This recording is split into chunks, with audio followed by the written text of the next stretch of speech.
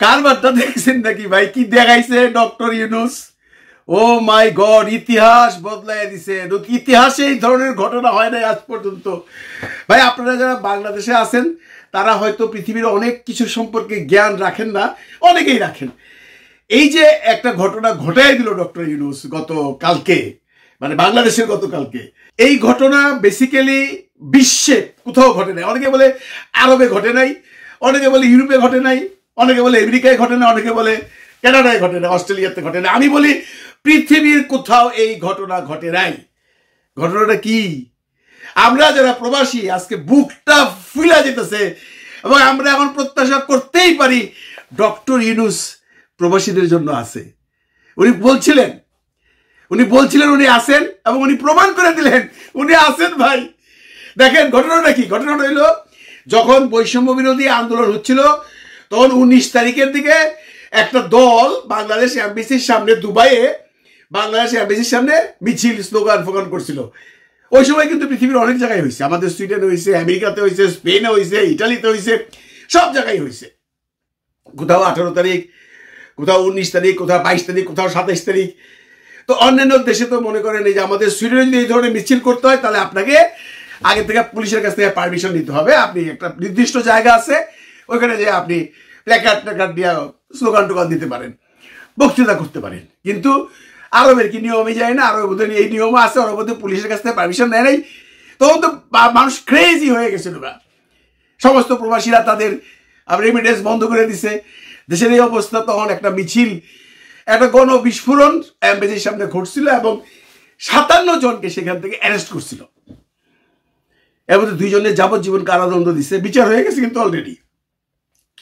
আরবের বিচার কিন্তু বাংলাদেশের মতো না যে ওই ইন্সপেকশন করো, অমুক করো, তমুক করো, একটা বিচার করতেই লাগে বছরের পর বছর। এইখানে তা লাগে না, এটা ইউরোপেও লাগে না। বিচার হয়ে গেছে 57 জনের মধ্যে 2 জনের যাবজ্জীবন, 10 জনের 10 বছর, 2 জনের 11 বছর। চিন্তা করছেন?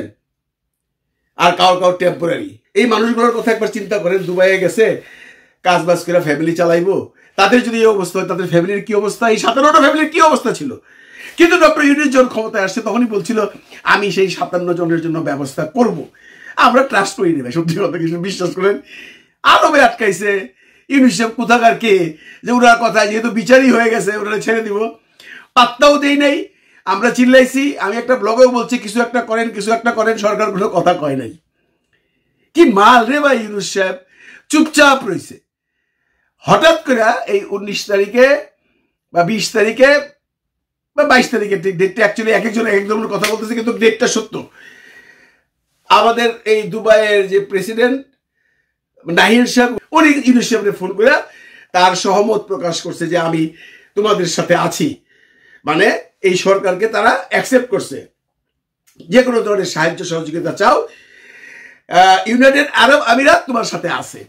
ইউনূস সাহেব তো মাল একখান, উনি বলছেন দেখো তুমি আমাদের সাথে আসো, সবচেয়ে বড় সমস্যা হয়েছে যে আমার একটা ফেভার করো তুমি। বলে কি?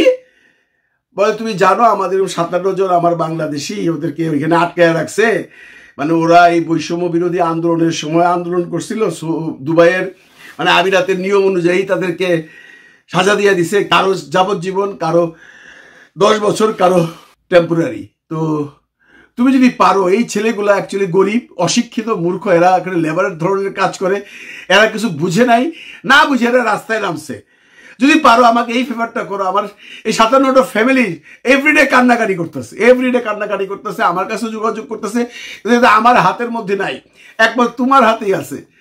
যদি পারো এই উপকারটা করো, এই 57 জনের মওকুফ করে দাও। ভাইরে ভাই, এটা ডক্টর ইউনূস, কালকে একটা ব্লগে কইছিলাম ডক্টর ইউনূস যদি ক্ষমতা ফেল করে তাহলে পৃথিবীর অনেক বড় বড় রাষ্ট্রনায়কের মুখে চুনকালি পড়বে।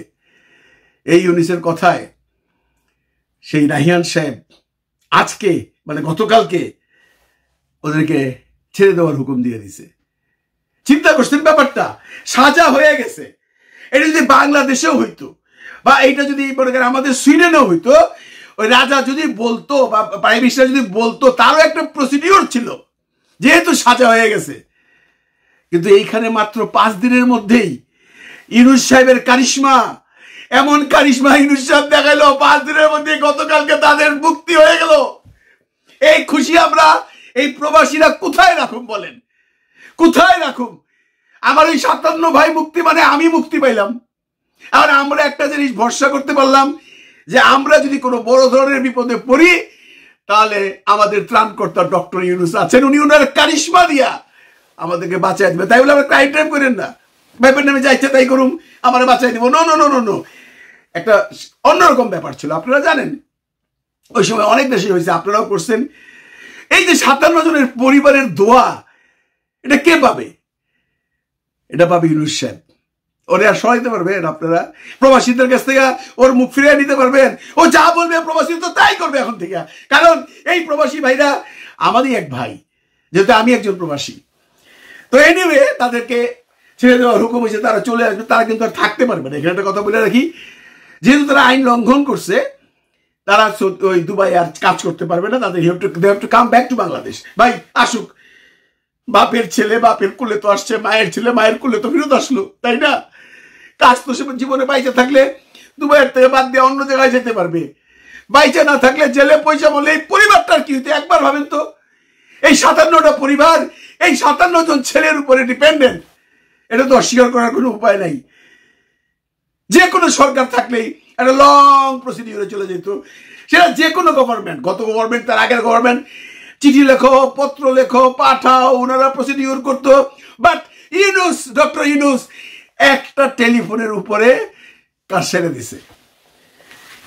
কত বড় বেড়ারা আপনি একবার চিন্তা করতেন রে ভাই, এটা তো বিশ্বের মধ্যে ইতিহাস, বিশ্বের মধ্যে ইতিহাস। বিশ্বাস করেন বন্ধুরা, এটা বিশ্বের মধ্যে ইতিহাস। আমরা বিদেশে থাকি তো নিয়ম কানুন আইন কানুন একটু এলেও বুঝি না যে তা তো না। এইটা সে কি দেখাইলো? অনেকেই বলতেছে দেখানো নাকি মাত্র শুরু, রাত্র পোহাইলে তো আরেকটা শুরু হবে। আপনি আওয়ামী লীগ করেন আর বিএনপি করেন আর জামাত করেন, এই যে ঘটনাগুলো সে ঘটাইতেছে একটার পর একটা, এই যে 57 জন লোককে সে বাঁচাইয়া দিল এইভাবে, এটা কি পৃথিবীতে কোনোদিন সম্ভব ছিল ডক্টর ইউনূস ছাড়া? আমি শিওর নো, ছিল না ছিল না ছিল না। চ্যালেঞ্জ করে বলতে পারি, প্রসিডিউরে পড়লেও 2, 4, 6 মাস আর 1 বছর টাইম লাগতো। ওরা কিন্তু জেলে পৌঁছতো, ওর বাপ মা খালি কানতেই থাকতো, খালি কানতেই থাকতো, চোখের পানি দিয়ে সাগর বানায় ফেলতো, কিচ্ছু লাভ হইতো না। ইউনূস সাহেব কাউকে কিছু বলেন নাই। এবং এই যে এত বড় ঘটনাটা ঘটাইছেন উনি, আপনারা কেউ জানেন? সবাইকে শুনছেন? ফলো করে বলছে আমি হ্যান করেছি ত্যান করেছি, বলছে? বলে নাই, চুপচাপ শুধু সাংবাদিকদের সাথে কথা বলছে। আজকে কিছু পত্রপত্রিকা টেলিভিশনের সম্পাদকদের সাথে কথা বলছিল, ওদেরকে জানাইছে, সেই ফ্ল্যাশ হয়ে গেছে। উনি কিন্তু ফ্ল্যাশ করেন নাই, উনি কিন্তু এসে বলেন নাই যে আমি ওদেরকে ছাড়িয়ে দিয়েছি, ক্রেডিট নেন নাই, ক্রেডিট নেন নাই। That is doctor Yunus. সালাম।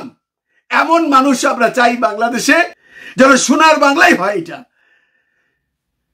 ও মাই গড, আমি আসলে আর কথা বলতে পারতেছি না। আমি যেহেতু একজন প্রবাসী, আমার